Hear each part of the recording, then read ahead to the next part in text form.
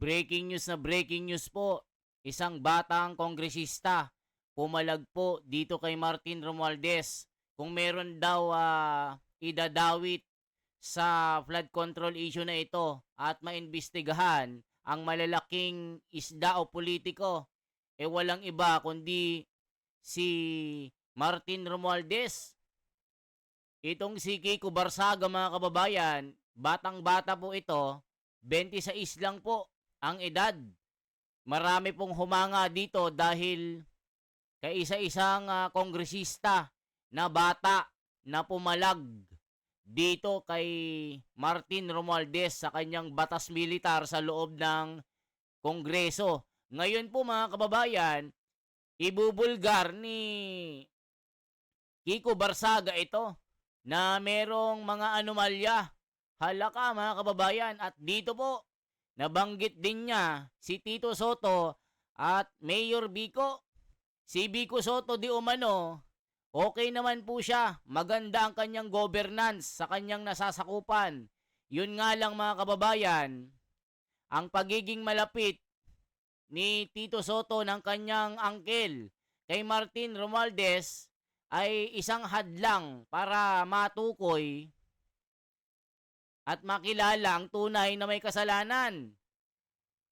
Sabi ni Kiko, investigating Romualdez is limited because due to closeness na magkumpare ito. Si Vico Soto nagagamit ng mga buhaya. Parang ganito po yung gusto niyang palabasin, mga kababayan. Maraming humanga dito kay Kiko Barsaga. Bakit kaya, mga kababayan? Ito po, panoorin nyo. What's the first question? Did you resign from the NUP and from the House majority? Yes, I resigned from the NUP and the House majority, mostly due to internal party conflicts kasi I was implicated in a plot to remove Speaker Romualdez, which I deny. And I actually had no conflict with Speaker Romualdez prior to this. And secondly, nagkaroon kasi kami ng party meeting. It's mostly private things, pero parang di nagustuhan ng ibang kapartido ko yung naging decision ko or yung naging recommendation ko para kay Chairman Puno. Ano po yung recommendation nyo kay Chairman Puno? I recommended to him that he should, this was all based on limited information, pero I recommended that he should no longer be defending the reputation of the House of Representatives because that's only just furthering the damage towards his own reputation because it's up to the House of Representatives to defend itself. Sorry, can you expound bakit ito recommend? Yes, furthering damage? Because the more he defends the House and the DPWH anomalies, or the House from the DPWH anomalies, the more he makes it seem like we are complicit as a party in the said anomalies. So yan, mga kababayan, mamaya po magsasalita po si Barbers. Ipagtatanggol niya po ito si Martin po, mga kababayan, na walang kinalaman si Martin sa mga ganitong issue sa flood control. Ang tanong ng mga kababayan natin, kapanipaniwala ba si Barbers, mga kababayan, sa ganitong issue? Kulang na daw ikis ni Ace Barbers itong si Martin Romualdez sa kanyang pagtatanggol. Binabash po itong si Kiko, si Ace Barbers na todo tanggol kay Martin. Ito po, mga kababayan, panoorin po natin. Magugulat kayo sa batang ito kasi napakalakas ang loob niya. Super galing nito kasi batang-bata pa lang pero meron ng paninindigan. Lumalaban po talaga ito, mga kababayan. Kongresista po ng ika-4 na distrito ng Cavite. Marami daw anomalya doon ng flood control, pero hindi siya pinapakinggan ng mga ito na ang kailangan daw imbestigahan dito, walang iba, si Martin Romualdez na maraming alam dito. Yari na. Tignan nyo po, mga kababayan, batang-bata pero lumalaban na sa katiwalian. What particular statement ni BSP? The one on the party leaders meeting. Ano pong sinabi niya doon? Ah, yung Ano pong sinabi ni Puno? Ano Ah. pong sinabi ni Puno na sa tingin niyo po hindi dapat yun yung sinabi niya? no, Dahil implicate po yung house. Okay. The general idea of him defending the house. So wala namang specific na sinabi, but him also stating in the meeting that he is defending the house. Yung general idea na yun yung against ako. I think he was just trying to return po yung budget ng NEP, ng Yes. DBM, para lang daw kung maayos yung pagdalatag, pag-scrutinize. Yes. Kasi nga ang dami pang nakikita nilang red flags. Yes. So anong mali po doon, sir? Na nakikita niyo mali? Saan? Ano po nakita niyo mali po doon? I believe that his response to the issue, or him putting more attention into the issue, is negative for the party's image, and it should be something that he should not be talking about that much until the DPWH hearing has been thoroughly discussed. What was the party stand po ba dito sa budget? Yung parang it's a very mixed topic. Pero the party always maintains the stance that it is supportive of the House and it is supportive of the Speaker. Kumbaga sir, hindi kayo sang-ayon doon sa rekomendasyon ni DS Puno na ibalik sana before na ipabalik po sa DBM No. budget ng DPWH. Yun po ba yung parang di kayo Hindi, I do not have any criticisms on any of his decisions. My criticism was that he asked for suggestions on ano yung mas magandang gawin kasi parang nagkakaproblema na sa House, especially yung naging rumors involving the new speakership. And then, tinanong niya kung mas maganda nila, kung ano yung mas magandang stance na gawin niya bilang chairman as the NUP. I stated that he should not defend the House too much, as drawing more attention towards himself could also involve him to issues involving DPWH, or also involve the party into more issues involving DPWH. You said, sir, ang stand ng NUP supportive sa speaker, supportive Yes. sa House. I think The stance similar to the stance yes. that I was originally taking, where we are supportive, yet we would not comment too much on the issue. The conflict is when the names of some congressmen were mentioned in the Senate hearing po ba? No, the conflict emerged last night when I was informed that someone from within my party stated that I am gathering signatures to oust the speakership of Martin Romualdez. There is no truth in that. Yes. If it's not true, sir, bakit po nag-resign? If it's not true, then why did you resign? Because whether or not I continue to stay in the party, that person or those people who are against me would still be in said party. So, for personal safety. And gusto ano yung pong paimbestigahan si House Speaker Martin Romualdez? Kahit expound lang po. Well, I believe that if anyone should be investigated, the first person to be investigated is House Speaker Martin Romualdez. Why, sir? Why? Bakit po? Because he's now Speaker. And Yan mga kababayan, nakita nyo po. Kung meron daw dito maiimbestigahan, walang iba kundi si Speaker Martin Romualdez. Kasi nga po, alam na anong sinasabi ng mga kababayan natin. Nako po, matindi rin ang sinasabi ng mga netizen dito tungkol kay Vico Soto. Na nagagamit si Vico Soto na mga buhayang politiko. Kasi nung umattend ito ng hearing dito sa Kongreso, na sinabi na lahat po ng mga sinabi ng mga mag-asawang Diskaya ay pagsisinungaling at walang sinasabing totoo. Nako po, tignan po natin. Ipagpatuloy mo yan, Sir Barsaga, kailangan ka ng bansa. Yes, correct po, Martin Romualdez must be investigated first. Sabi ni Marian, he is the Speaker of the House. He must be held accountable. Kasi nga nandito yung mga kababayan nandito yung corruption Nagsimula dito yung corruption, so dapat si Speaker yung maimbestigahan. Grabe nakakabilib itong batang Barsaga na ito, mga kababayan. So, i-check pa natin. Si Kiko Barsaga hindi nagsisinungaling. Ginagawa niya lang kung ano ang tama. Batang-bata ba? Pero pumalag na sa buhaya. Sabi ni John C. Manning. It's about time to speak up. Stand for what is right. Good job, Congressman Barsaga. Kahit bata ka pa lang, marunong ka nang pumili kung saang direksyon. direksyon ni Marcoleta ang iyong tahakin. Ayan po. Ingat po lagi, mabuhay kong. No more investigation. It's very clear. Filipino peoples believe. Filipino taxpayers. Money also corrupted. Nako po. Mabuhay kong Barsaga. Ito na ang sinasabi ni Rizal ng kabataan ng pag-asa ng bayan. Matapang may paninindigan. Tuloy mo lang yan. Very well said, Congressman Barsaga. Mabuhay po kayo.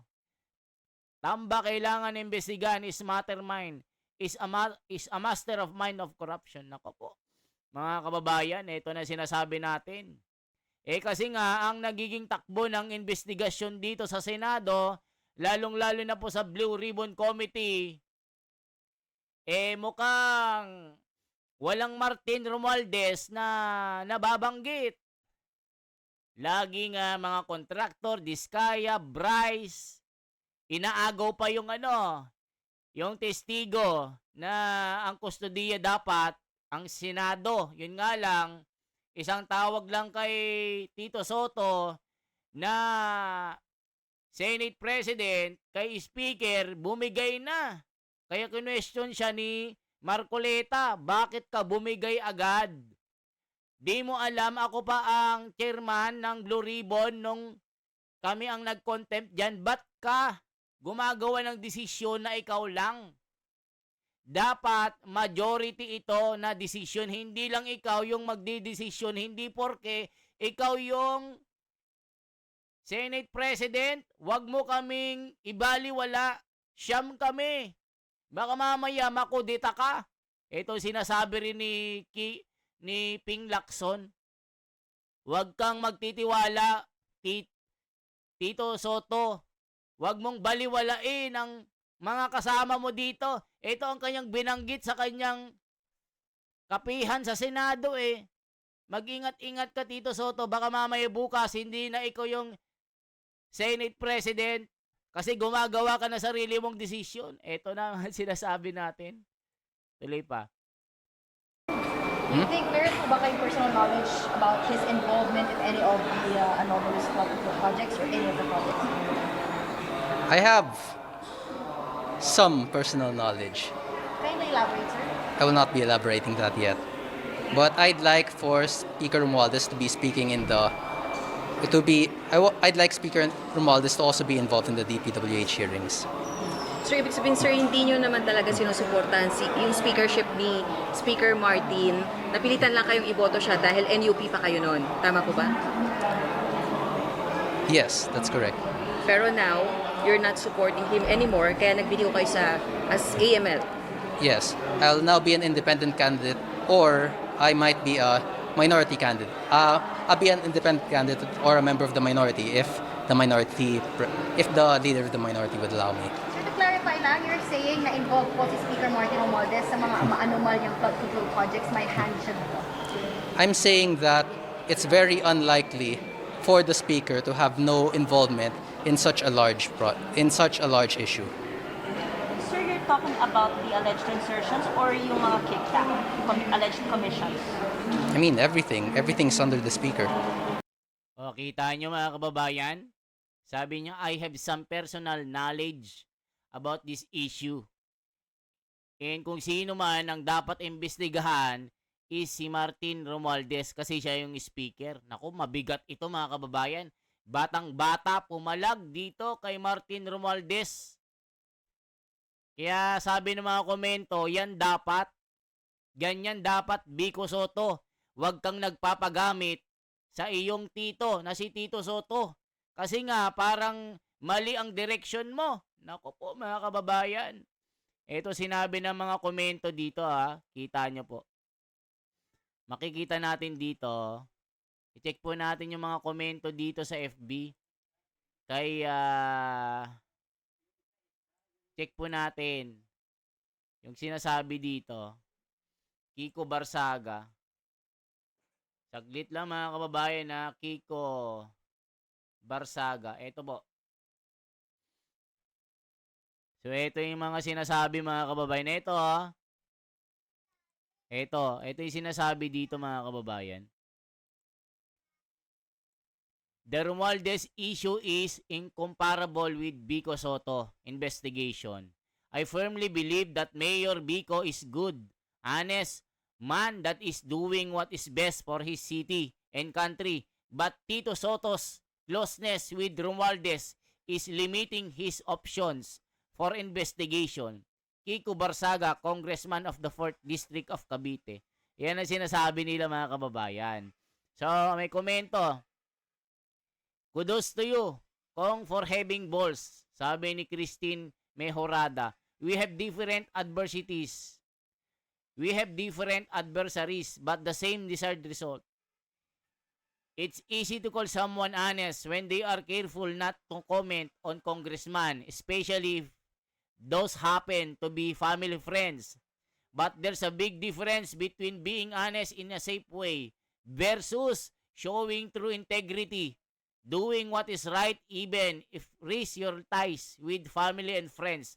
That's what you, Kiko, demonstrated, and even Kong Toby as well. That's the tougher kind of honesty and one that demands sacrifice.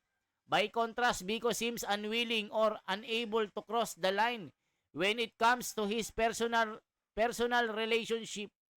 Better than Biko Soto. Ayan sinasabi natin. Nung kumanta si Diskaya sa mga congressman na involved sa flood control, nag-attend itong si Biko parang may tinatakpan at change yung leadership sa Senado. Naku po. Congressman Kiko Iho, I do not know you. Not your work or family, but Kiko, you have won my admiration through your courage. Keep the fire of idealism burning and fight for what is good, even if the world is not. The road ahead will not easy as the enemy of... Naiiyak po ko. Naiiyak po ako dito mga kababayan.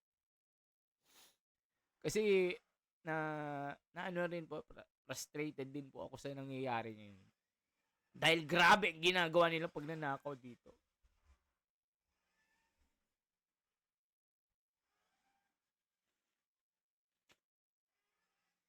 Kaya naiiyak po ako na pag nakakabasa ako ng ganito, yung mga talaga itong si Kiko Barsaga, mas idol ko ito kaysa kay Vico Soto. Alam niyo kung bakit? May balls eh. Lumalaban eh. Mga kababayan. O, kita nyo po. Tingnan nyo dito. The design is very compadre. Len. Ito po mga kababayan. Makikita nyo po dito. May picture dito. May picture dito. Iyak kasi ako eh. Si Maine Mendoza, si Congressman Arjo Taide, kasama po si Martin dito. Ayan o, yung mga Itbulaga, kasama si Tito Soto dito. So, nadadawit din kasi itong si Atayde. Kaya sabi nila, wow, lakas naman ni Atayde. Ligtas ka na. Ayan ang sinasabi po. Sotos are commonly known as comedians. I believe Kong Kiko was our batchmate during our PA reservist training. Oh wow, that's what you call Gen Z in action. Saludo. Congrats on the amazing job, Kiko. You fought like a true lion and nailed it. Time to sit back, relax, and power with pride. Soto, the protector of the realm. The protector of the realm. Grabe. Biko last name will be his downfall. Naku po. Much better than doon kay Vico Soto. In this very dark time, we need more leaders like you. Speak out for truth and for what is right. Thank you for representing us, Filipinos, especially the taxpayers. Naiiyak po ako mga kababayan. Nagiging emotional po ako sa pag nakakabasa ako ng mga ganito.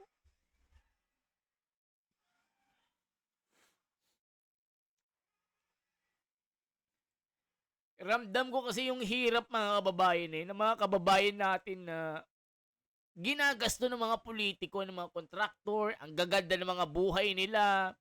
Pinapakita nila na grabe mga bahay, sasakyan, kumakain ng mamahalin, 759,000, isang kain lang ito.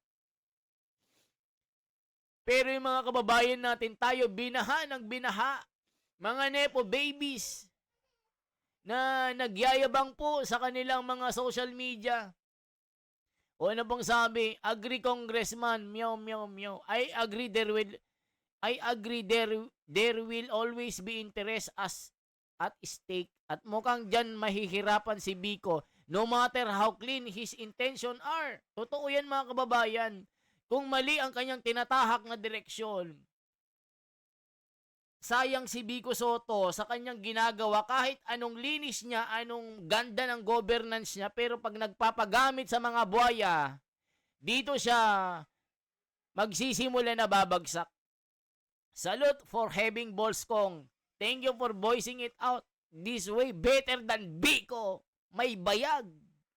This guy is the tip of the spear. Go, go, go.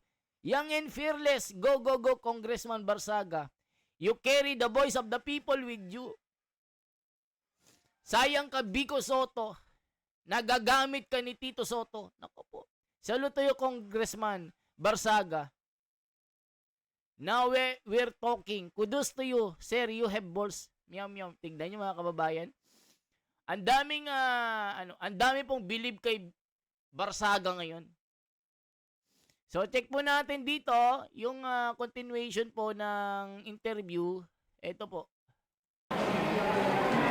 Paano niyo nasabi, sir? Ano yung nalalaman niyo pwede i-share? Well, nothing yet. Pero kung may But you gusto have kayo, evidence, sir, that na involvement was a speaker. You have evidence, you have proof. Would me possessing evidence make a difference? If the speaker were to have evidence presented against him in the DPWH hearing, would anything happen to him or would he still walk away free with a warning? pero sir, kung may gusto kayong suportahan sa pagka-speaker ngayon, since tumiwalag na kayo sa NUP, sino na ang gusto niyo maging speaker? No one comes to mind yet. Pero kung pwede ang neophyte, Kiko Barsaga. Joke lang. I have no interest in being speakers. Masyadong busy yung schedule nun. Will you be delivering a privileged speech regarding dito sa allegations niyo about speakers' involvement sa atin? I actually planned on delivering a privileged speech, but I was not allowed by the majority office due to some problems with the speech I presented. Hindi kasi I'm not allowed to name, baka ma-ethics committee daw ako, so I prefer not to. But that's a privileged speech. Hindi kasi ang sabi ko, it's not really a question of personal privilege since it refers to a party matter. So, parang ang ginawa ko na lang is I just posted it online so that everyone, especially my party mates in my district would know what has transpired. Pero nag-resign na kayo sa NUP. Yes. But my district is still 100% NUP. The vice mayor, the councilors, and the mayor is still That's NUP. what's holding you back. That's what's holding you back. Well, we might not know. Sir, sa House Infracom, magvo-volunteer ba kayo na magsalita? House Infracom, since related sa flood control, sabi niyo? No, because see, this is what's going to happen. No matter what form of evidence we show to the public, there's gonna be no results. It will be the same no matter what. That's the sort of justice system we have in our country. How do you say, sir? So, sir, bakit di nyo i-try? Malay mo kayo yung mag-start. Well, do you believe that I should be trying that? Then I'll take that consideration. But right now, I don't believe that justice can be found within the DPWH hearings. And I don't think that any of the big players or the big beneficiaries of any alleged, of any stolen funds will be facing justice. Sir, are you coordinating with Congressman Toby Chanco regarding the anomaly sa budget insertions? No, I don't really know Toby Chanco. I don't really know Toby Chanco that much. Sino, sir, mga nakakausap mo? Random lang, kung sino lang yung mga mahilig sa pusa. Wala namang kumausap sa inyo, sir, about replacing the speaker from district na nag-resign na kayo. Well, I only heard about it last night that I apparently was plotting to replace the speaker, but I had no involvement in that. Everything that I've done until last night was for the benefit of my party. For kanino daw ba yung signatures? For kanino daw? No. For sino daw yung narinig mong... Someone within my party stated that I was collecting signatures to remove the speaker. replace him kanino? Sinong magre-replace? No, that's all that said. Wait, saan ba yung phone ko, please? So yun mga kababayan, allegedly pala itong si Kiko Barsaga pinaratangan na kumukuha ng signatures para ibaba si Speaker Martin. So nung narinig niya ito, nag-resign po siya at nag-quit po siya. Bilang independent na po siya ngayon mga kababayan. So ano yung sinasabi ng mga comment? Mga congressman lang naman na 90% ang pabor kay Speaker Romualdez. Papaano naman ang millions sa Pilipino against him? Saan ba ang majority? Gusto nyo talaga na mag-people power? Gusto nyo talaga ang gulo? Dapat palitan ng speaker na yung Romualdez na yan. Marami na naman ang magnanakaw. Dapat si Marcos din ay bababa na rin. Mahiya naman kayo ang kakapal ng pagmumukha nyo. Go Barsaga, you have the balls. File impeachment cases against Romualdez and co. Tapang ganyan dapat, respect to you, sir, bata ka pa, pero may paninindigan at prinsipyo. Sinasabi natin mga kababayan. Maraming umahanga dito. I'll show you the actual message.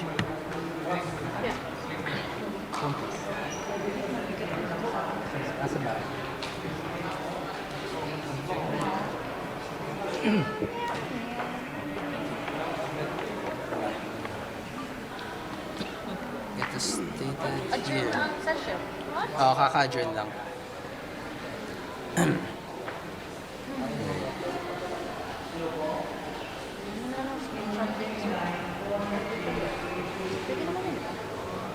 If you will share it. Alam mong naka-video dito, di ba? Yes, wala. Ito yung message namin kay Mayor. Pwede namin picture. Hindi, bawal yun. That's violation of data privacy because, message to lang.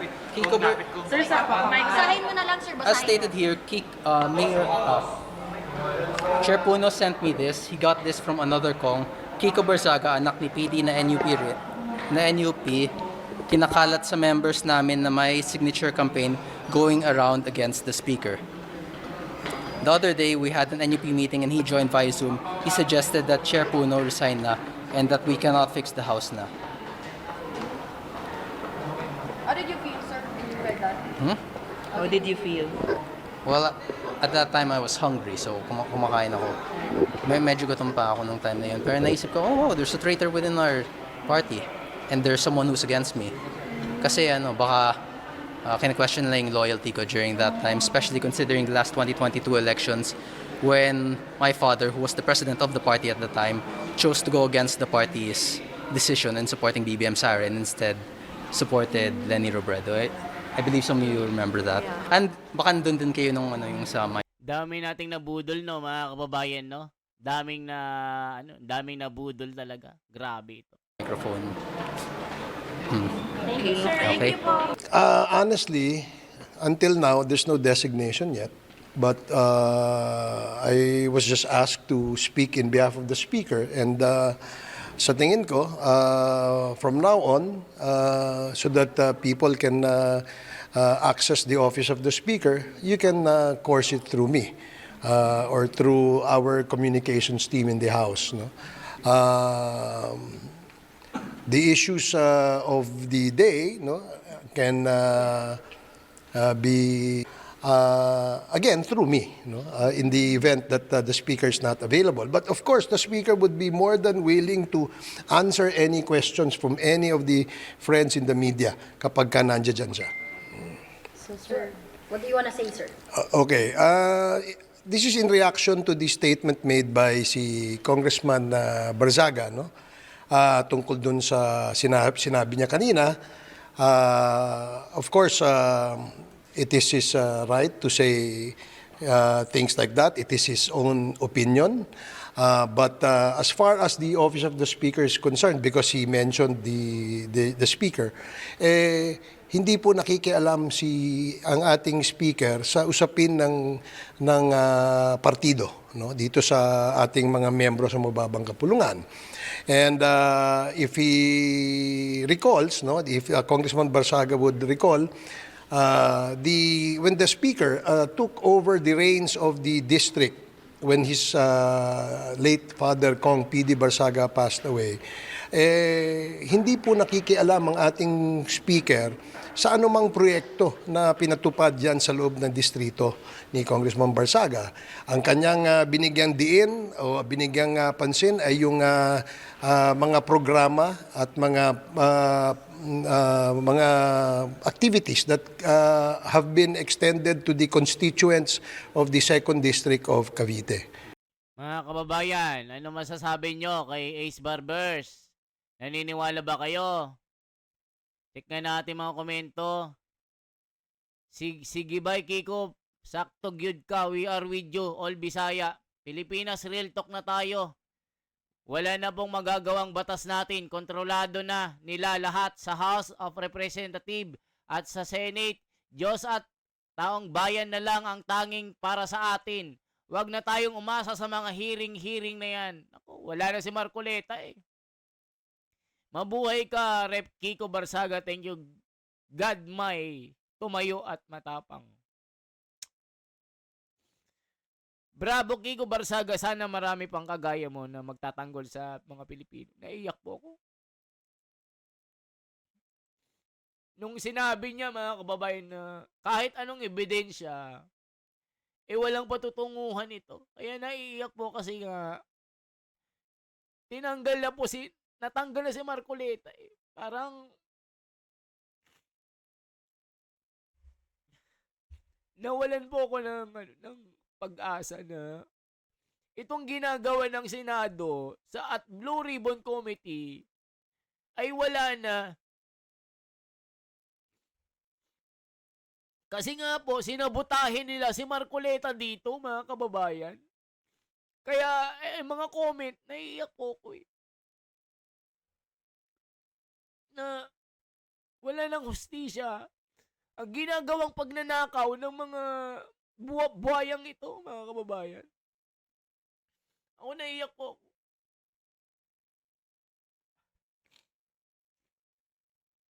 Kasi kung magpatalo sila sa casino, bilyon. Grabe mga kababayan. Kayo ho ba, hindi ba kayo naiiyak sa mga nangyayaring ito? Nagkakagulo, naghihirap ang mga Pilipino. Nagbabayad tayo ng mga tax. Bawat bilihin natin may kaltas. Sa bahay may amilyar. Ang mahal ng bilihin. Mga sa palengke, sa mall. Tapos ganito lang ang mangyayari na ginagawa ng mga politikong buhaya. Tignan nyo po ang Nepal, Indonesia, nagkakagulo dahil talagang sinunog nila ang bahay ng mga prime minister. May mga namatay na doon. Antayin pa ba nila na Pilipino, taong bayan, ang gumanti sa ginagawa nila? Mga kababayan ko. Mabuhay ka, Kong Barsaga. Salamat. Merong isang Barsaga at Marcoleta na tumatayo. Congress don't deserve the respect of the people. They must be horrible rather than honorable. Fearless. Si Barbers speaker na tuta ni Martin. Congrats Barsaga, need mo ang protection, mabigat ang kalaban mo, pero need ka ng ating bansa para bumalik ang sagana, that's all. Tama naman si Kong Kiko, dapat mga Pilipino suporta sa kanya. I like the stand of this young representative, firm and courageous. Congratulations Barsaga, para kang Marcoleta na may paninindigan. Hindi gaya na Vico Soto na gagamit ang kanyang angkel. Maganda naman ang pamamalakad ni Vico Soto, yun nga lang. Mali ang tinatahak niyang direksyon. May mga ganito pa pala na House of Crooks. Grabe. That's up, Kong Kiko. Good job. Too scary with what is happening in our country now. We don't want to experience a scenario that happened in Indonesia and now in Nepal. We just want to live peacefully. Wow, high speaker, may sariling representative. Sobrang busy ng schedule. Mas busy pa kay Marcos yan. Ha ha ha. Barbers, tignan mo yung Surigao City, Tagadungka. Ang tagal mo na nasa politics. Di mo magawang pagandahin yung province mo.